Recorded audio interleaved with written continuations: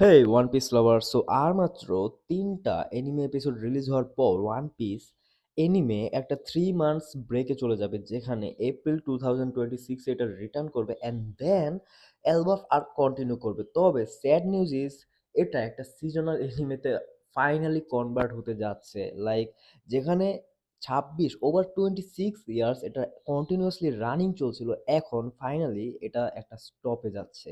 যেখানে আমরা আরো জানতে পারলাম যে ওয়ান পিসের one manga chapter is equal to one anime episode.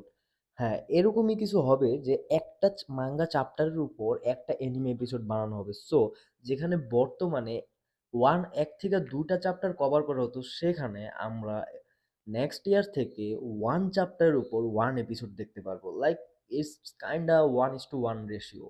So এই নিউজটা কিন্তু লিটারেলি ওয়ান পিস লাভার্সদের জন্য একটা স্যাড নিউজ।